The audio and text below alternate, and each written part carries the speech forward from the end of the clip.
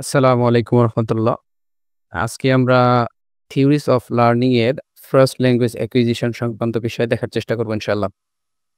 তো একজন চাইল্ড যখন জন্মগ্রহণ করে তারপরে কোন স্টেজেস পার করে তার নেটিভ ল্যাঙ্গুয়েজটাকে অ্যাকোয়ার করে সেসব বিষয়ে বোঝার চেষ্টা করব। স্টার্ন, নাইস এবং ব্রাউন আ এই ৩ জন ব্যক্তি মূলত একটা চাইল্ড কোন স্টেজেস পার করে ল্যাঙ্গুয়েজকে অ্যাকোয়ার করে সেই সংক্রান্ত বিষয়ে ধারণা দিয়ে গেছেন। তো সেসব ৫ টা স্টেজেস এর নাম এবং এর সময়কাল সম্পর্কে এখানে বলা হয়েছে।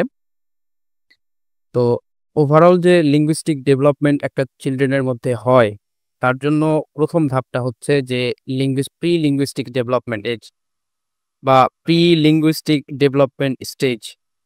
তো এই সময়কালটা হচ্ছে 0 থেকে 10 মান্থস। তো এই সময়কালটাতে কি ঘটনা সংঘটিত হয় এগুলা আমরা পরবর্তীতে দেখব।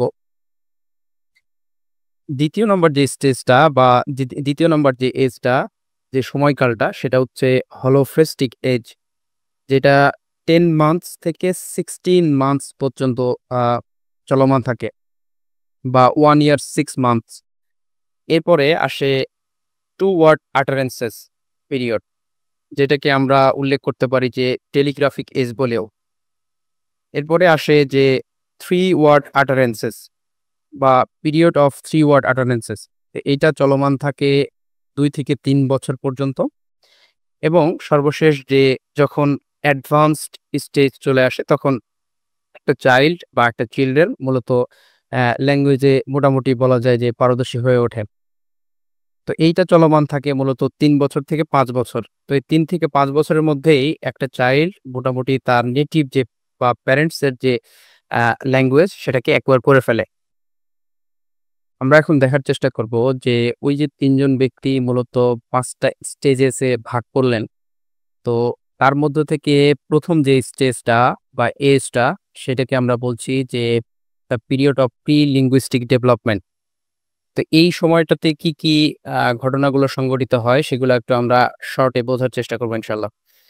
তো এই যেই প্রি লিঙ্গুইস্টিক ডেভেলপমেন্ট এজ বা স্টেজ, এই সময়টাতে মানে এই সময়কালটাকে মূলত ৫ টা ক্যাটেগরিজ বা ৫ টা ক্লাসে ভাগ করা হয়েছে। তো ১ম যে বিষয়টা আসে সেটা হলো আ ক্রাইং, অর্থাৎ এই সময়কালে আসলে কোন ধরনের ক্রাইং দেখা যায় সেগুলো একটু দেখার চেষ্টা করি। মূলত ১ম ২ উইক যখন চলমান থাকে, ১ম ২ উইকে মূলত ৩ ধরনের ক্রাইং বা ৩ ধরনের বা ক্রাইস আমরা দেখতে পাই। আ হাঙ্গার, পেইন এবং ম্যাড ক্রাই। তো হাঙ্গার ক্রাই আমরা বুঝতে পারছি কেন তারা কান্না করছে। ক্ষুধার জন্য। পেইন ক্রাইও বুঝছি। কিন্তু ম্যাড ক্রাই মূলত হয় হলো বিভিন্ন কারণে। সেটা হলো তার ডিসকমফোর্ট এর কারণে বা ফ্রাস্ট্রেশন বা দেখা যাচ্ছে সে অ্যাংরি হয়ে গেলে। তো এই ধরনের এই ক্রাইটা তখন হয়। তারা কান্না করে। এরপরে যখন ৩য় সপ্তাহ চলে আসে অর্থাৎ 3rd উইক, এই সময়টাতে আরেক ধরনের কান্না বাচ্চাদের মধ্যে লক্ষ্য করা যায়। সেটা হচ্ছে ফেক ক্রাই।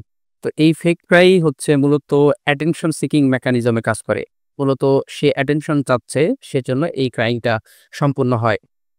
এবং এই সময়টাতে মূলত ৩ ধরনের হচ্ছে সাউন্ডস লক্ষ্য করা যায়। মূলত আ গ্লোটাল স্টপস, গ্লোটাল ফ্রিকেটিভস এবং লেবিয়াল সাউন্ড যেগুলো এবং সাথে গ্লোটাল অ্যাফ্রিকেটস যে সাউন্ডস গুলো, এই সাউন্ডস গুলো লক্ষ্য করা যায় বাচ্চাদের মধ্যে। তো এগুলো আসলে কোনো কিছু মিন করে না। কিন্তু এগুলাকে ক্যাটেগরি করে দেখানো হয়েছে যে এই ধরনের সাউন্ড গুলো তারা প্রডিউস করে। তো এগুলো কোন সাউন্ড গুলোকে আমরা গ্লোটাল স্টপস, গ্লোটাল ফ্রিকেটিভস, গ্লোটাল অ্যাফ্রিকেটস বলছি। এগুলো একটু গুগল করে দেখে নিলে ভালো হয়। তো এরপরে আসে যে কুইং স্টেজ। এটা ৩ মান্থ থেকে শুরু হয়ে থাকে। তো এই সময়টাতে মূলত কিছু ঘটনা ঘটে যে তারা যে সাউন্ড প্রডিউস করে, এই সময় হচ্ছে লিপটা রাউন্ডিং করে বা লিপটা গোলাকার করে তারা হচ্ছে যে ব্যাক ভাওয়েল যেগুলো আমরা ফনেটিক্স এবং ফনোলজিতে বোঝার চেষ্টা করেছি যে ব্যাক ভাওয়েল যেগুলো সেগুলা তারা প্রডিউস করে। এবং এই সময়টাতে মূলত তাদের যে রেসপন্সিভ ভোকালাইজেশন, অর্থাৎ আ তারা রেসপন্স করছে। এই ধরনের যে ফোকালাইজেশন বা তার যে কেয়ারার সে যখন কোনো কথা বলছে সে তাকায় দেখছে, দেখে রেসপন্স করা ট্রাই করছে বা বোঝার চেষ্টা করছে। এই যে রেসপন্সিভ যে ব্যাপারগুলো সেইটা সংঘটিত হয় এবং এই সময়টাতে মূলত টার্ন টেকিং বিষয়টা দেখা যায়। টার্ন টেকিং মনে হচ্ছে যে সাধারণ অবস্থায় টার্ন টেকিং হচ্ছে একজন যখন কথা বলে আরেকজন চুপ থাকে। আবার আরেকজন যখন কথা বলে আরেকজন চুপ থাকে। অর্থাৎ একজনের টার্ন টেকিং এর মাধ্যমে এই যে কথার ট্রান্সফারটা এটা হয়ে থাকে। তো বাচ্চাদের মধ্যে এটা দেখা যায় যে মূলত এই সময়টাতে তারা যখন তার কেয়ারার আ কোনো কথা বলছে তখন সে চুপ করে শুনছে। এই ধরনের বিষয়গুলো দেখা দেখা যায় হচ্ছে এই কুইং ধাপে ৩ মান্থস অর্থাৎ মানে বা ৩ মান্থস এ এটা আমরা লক্ষ্য করি। এরপরে আসে ব্যাবলিং। এই ব্যাবলিং স্টেজটা শুরু হয় মূলত ৪ অথবা ৫ মান্থ থেকে। তো এখানে ২ টা গুরুত্বপূর্ণ ঘটনা লক্ষ্য করা যায়। সেটা হচ্ছে যে তাদের যে আর্টিকুলেটরি যে কন্ট্রোল সেটার উপর এক ধরনের র‍্যাপিড অ্যাডভান্সমেন্ট লক্ষ্য করা যায়। তারা এর উপর একটা মোটামুটি ধরনের কন্ট্রোল পায়। তো এই সময়টাতে আমরা ডেন্টাল, অ্যালভিওলাল এবং গ্লোটাল যে সাউন্ডস গুলো আছে সেগুলো লক্ষ্য করতে পারি। আর এই সময়টাতে তারা যে এই ব্যাবলিং করে, এই ব্যাবলিংটা মূলত হয় হচ্ছে ফান পারপাসে অথবা তাদের এনজয়মেন্ট এর জন্য তারা এই কাজটা করে। তো এই সময়টাতে হচ্ছে যে অনেক সময় এই রিপিটেশন যে আ আমরা sound repetition voice consonant sound এসব আমরা দেখতে পারি। তো এই যে রিপিটেশনটা, এই রিপিটেশনটা কেমন হয় যে ভয়েসড কনসোনেন্ট যেগুলো আছে এর সঙ্গে মিলিয়ে যে ফ্ল্যাট ভাওয়েল গুলো আছে সেটার ওভারঅল মানে বারবার এটা রিপিট হতে থাকে। যেমন বাবা, মামা, নানা এই ধরনের সাউন্ড গুলো লক্ষ্য করা যায়। এইটা প্রত্যেকটা বাচ্চার ক্ষেত্রেই প্রযোজ্য। এই সময়টাতে অনেক গার্ডিয়ান মনে করে যে হয়তোবা আমার সন্তান আ ডাকছে। আসলে তা নয়। আমাদের বাংলায় বাবা, মামা এগুলা মিল থাকলেও একজন ইংল্যান্ডের বাচ্চা যদি চিন্তা করি, সে কিন্তু ওই একই ধরনের সাউন্ডটাই প্রডিউস করছে। কিন্তু ওইটা দ্বারা আসলে ইংলিশ ভাষায় কোনো কিছু না বোঝানোর কারণে তারা অ্যাকচুয়ালি বুঝতে পারে না যে, ও আচ্ছা বাচ্চাটা তো এই সাউন্ড করছে এটা অ্যাকচুয়াল কোনো ডাক না। কিন্তু আমরা বাঙালিরা মনে করি যে হয়তোবা বাচ্চাটা আমাকে ডাকছে এই ধরনের। আসলে প্রত্যেকটা বাচ্চাই আসলে এই ধরনের যে ফ্ল্যাট ভাওয়েল এবং ভয়েসড কনসোনেন্ট এর যে মিক্সড এবং রিপিটেশন এই সাউন্ড গুলো প্রডিউস করে। এর পরের ধাপ হচ্ছে ল্যালেশন। তো ল্যালেশন মূলত শুরু হয় ৭ মান্থ থেকে এবং এই সময়টাতে লক্ষ্য করা যায় যে মূলত তারা মিমিক করার ট্রাই করে অথবা ইমিটেট করার ট্রাই করে, অনুকরণ করার ট্রাই করে। তাদের সারাউন্ডিং এ যেসব জিনিসপত্র তারা দেখছে, সে অনুসারে তারা সাউন্ড প্রডিউস করার ট্রাই করে। কিন্তু তারা আসলে পেরে ওঠে না। ঠিক আছে? তারা তারা যে আর্টিকুলেটরি যে কানের মাধ্যমে যে তারা যে বিষয়গুলো শোনে, তারা ফিডব্যাক দেওয়ার ট্রাই করে। কিন্তু আসলে অ্যাকচুয়ালি সাউন্ড প্রডিউস করতে পারে না এই সময়টাতে। এবং সর্বশেষ যে স্টেজটা এই প্রি লিঙ্গুইস্টিক ডেভেলপমেন্ট এর সেটা হচ্ছে ইকোলেলিয়া। এটা মূলত ৮ মান্থ থেকে শুরু হয়ে থাকে। এবং এই সময়টাতে তাদের অ্যাবিলিটি গ্রো করে যে তাদের কানে অ্যাকচুয়ালি তারা ভালোমতো শুনতে পারা, এ একো করা এবং রিপিট যে সাউন্ড প্রডিউস সেটা তারা করতে পারে। তো এই সময়টাতে হচ্ছে যে তাদের successful imitation of language production যে ব্যাপারটা সেটা সংঘটিত হয়। অর্থাৎ তারা অনুকরণ করতে পারার যে বিষয়গুলো সেটা সাকসেসফুলি পেরে ওঠে। কিন্তু এই সময়টাতেও কিন্তু মূলত তারা অ্যাকচুয়াল ল্যাঙ্গুয়েজটা প্রডিউস করতে পারে না। ঠিক আছে? এরপরে আমরা দেখার চেষ্টা করব যে হলোফ্রেস্টিক এজ বা স্টেজ আ যেটাকে সিঙ্গল ওয়ার্ড আটারেন্সেস বলা হয়ে থাকে। তো এটা চলমান থাকে মূলত ১০ থেকে 18 মান্থস অবধি। তো অনেক জায়গায় 16 মান্থস বলা হয়ে থাকে, অনেক জায়গায় 18th মান্থস বলা হয়ে থাকে। তো এই সময়টাতে আসলে কি ঘটনা সংঘটিত হয় সেগুলো একটু দেখার চেষ্টা করি। এই সময়টাতে মূলত আমরা দেখি যে কোনো বাচ্চা একটা ওয়ার্ড মিনিংফুলি উচ্চারণ করার সক্ষমতা অর্জন করে। তো মিনিংফুলি সক্ষমতা উচ্চারণ করলে হয় কি যে তার একটা ওয়ার্ড দিয়ে পুরো সেন্টেন্সের যে ভাবার্থ সেটা বোঝানোর সে ট্রাই করে। যেমন সে যদি বলে যে আপ এই এতটুকু কথা যদি সে বলে তার মানে সে বোঝাতে চাচ্ছে যে পিক মি আপ মানে আমাকে উঠাও এরকম বোঝাতে চাচ্ছে। ঠিক আছে? তো এই সময়টাতেই মূলত নাউন, ভার্বস এবং মডিফায়ার্স এর যে ব্যবহারগুলো সেগুলো আমরা দেখতে পাই। যেমন মাম্মি বলতেছে, বল বলতেছে এগুলা নাউন। এরপরে সে বলতেছে মোর। ঠিক আছে? চকলেট তার সামনে আছে বা কোনো কিছু আছে বা কোনো খাবার একটা আছে, সে খেতে পারে ওই সময়টাতে হালকা পাতলা যতটুকু খেতে পারে। ওইটা সে যদি আরো খেতে চায় তাহলে সে বলছে মোর, যেটা একটা মডিফায়ার হিসেবে আমরা বলতে পারি। তো এই ধরনের ল্যাঙ্গুয়েজ তারা ব্যবহার করে থাকে।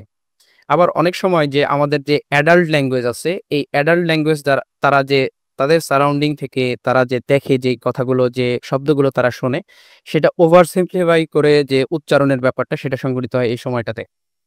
আরো কিছু ঘটনা এই সময়টাতে দেখা যায়, সেটা হচ্ছে ওভার এক্সটেনশন। ওভার এক্সটেনশন বিষয়টা কি?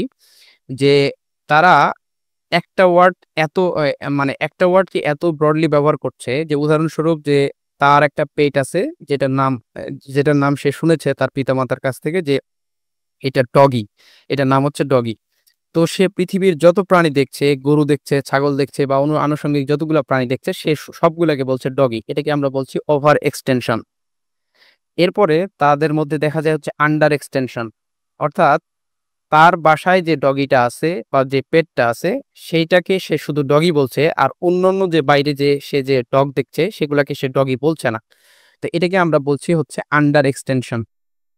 তো এই সময় আরো কিছু ঘটনা লক্ষ্য করা যায়, সেটা হচ্ছে যে তাদের যে প্লসিভ এবং ন্যাসাল সাউন্ড গুলো, সেগুলা তারা প্রডিউস করার সক্ষমতা অর্জন করে।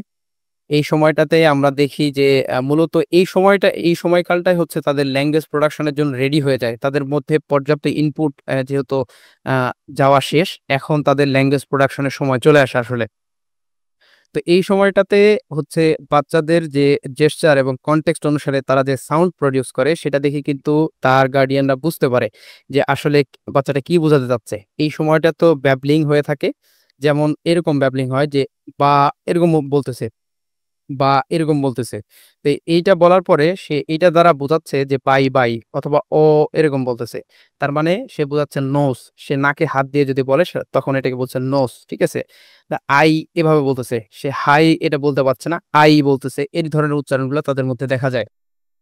এছাড়াও অনেক সময় দেখা যাচ্ছে যে কিছু আ কনসোনেন্ট সাউন্ড গুলা হচ্ছে অমিটেড হয়ে যায়। তারা প্রপারলি প্রডিউস করতে পারে না। যেমন হচ্ছে কি বলতেছে, তার মানে হচ্ছে কিক বলতে চাচ্ছে। ঠিক আছে? অথবা হচ্ছে যে আ কি এরকম বলতেছে। অর্থাৎ ওই যে আবার রিপিটেটিভ সাউন্ড উচ্চারণ করছে। কিন্তু এটা দ্বারা বোঝাচ্ছে কিচেন, এরকম বোঝাচ্ছে। ঠিক আছে? তো এই সময়টাতে আরো কিছু ঘটনা আমরা লক্ষ্য করি যে অ্যা সেই সময়টাতে তারা তাদের যে সারাউন্ডিং আছে, এর মধ্যে সারাউন্ডিং এ কোথায় ওপেনিং, ক্লোজিং, অ্যাপিয়ারেন্স, ডিসঅ্যাপিয়ারেন্স এসব বিষয় তারা লক্ষ্য করতে পারে। তো এই সময়টাতে তাদের যে সারাউন্ডিং এ যতগুলা ঘটনা সংঘটিত হচ্ছে, তারা মূলত হচ্ছে ৫ টা সেকশনে ভাগ করে। ৫ টা সেকশন হচ্ছে যে মুভার্স, মুভেবল, ইন্সট্রুমেন্ট, লোকেশন এবং রেসিপিয়েন্টস। তো এইভাবে তারা ভাগ করে তারা দেখার চেষ্টা করে বা বোঝার চেষ্টা করে, আন্ডারস্ট্যান্ড করার ট্রাই করে। তো এই সংক্রান্ত বিষয়ে ডি লেগুনা নামক একজন ব্যক্তি আইডেন্টিফাই করে যে মূলত তারা যে সাউন্ড প্রডিউস করছে এবং তাদের যে জেস্চার থেকে যে ওভারঅল এক্সপ্রেশনটা আসছে, এই এক্সপ্রেশনের মাধ্যমে তারা অনেক কিছু বোঝানোর ট্রাই করে, যেটা তার গার্ডিয়ানরা বুঝতে পারে। যেমন সে হচ্ছে যে মোর বলছে, সাউন্ড উচ্চারণ করছে মোর এবং জেস্চার দেখাচ্ছে একটা চকোলেটের দিকে বা একটা খাবারের দিকে। তাহলে এই সময়টা ওই যে পয়েন্ট আউট করছে একটা খাবারের দিকে ফিঙ্গার দিয়ে দেখাচ্ছে, এটা দিয়ে সে বোঝাচ্ছে আই ওয়ান্ট মোর মিট, অর্থাৎ আমি আরো খাবার চাই। ঠিক আছে? তো এইভাবে অনেক কিছু দেখানো যায়, মানে দেখায় এই সময়টাতে। আবার যে সে বলছে ড্যাড এবং পয়েন্ট করে দেখাচ্ছে যে কারের মধ্যে। এর মানে হচ্ছে যে তার ড্যাড কারের মধ্যে আছে অথবা এটা তার ড্যাডের কার। ঠিক আছে? এইভাবে সে পয়েন্ট আউট করে দেখানোর ট্রাই করে। অর্থাৎ এই সময়টাতে সাউন্ডস এবং জেস্চারস এর সমন্বয়ে যে এক্সপ্রেশন ক্রিয়েট হয় এবং এই এক্সপ্রেশন থেকে গার্ডিয়ানরা বুঝতে পারে যে আসলে সে কি বোঝাতে চাচ্ছে, তার ডিজায়ারটা কি বা সে আসলে কি প্রডিউস করতে ট্রাই করতেছে, কি বোঝাতে চাচ্ছে, অন্যদের কি মিন করতে চাচ্ছে সেটা। তো এই সময়টাতে যে ভোকাবুলারি যে গ্রোথটা এটা রিলেটিভলি অত্যন্ত মানে আরকি স্লো থাকে। এই সময়টাতে স্লো থাকে। মূলত ১০ টা ওয়ার্ড এই সময়টাতে যে ১০ টা ওয়ার্ডকে অ্যাকোয়ার করার জন্য মোটামুটি অ্যাপ্রক্সিমেটলি ২ উইকস এর মতো সময় লেগে যায়।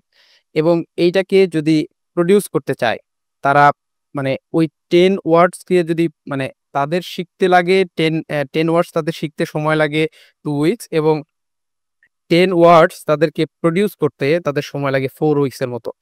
ঠিক আছে? তো এই ঘটনাগুলো সংঘটিত হয়। আমরা পরবর্তী পার্টে দেখার চেষ্টা করব পরবর্তী স্টেজেস বা পরবর্তী এজ গুলোতে কি ঘটনা সংঘটিত হয় এবং ওভারঅল একজন বাচ্চা কিভাবে তার ল্যাঙ্গুয়েজটা অ্যাকোয়ার করে এগুলা বোঝার চেষ্টা করব ইনশাআল্লাহ।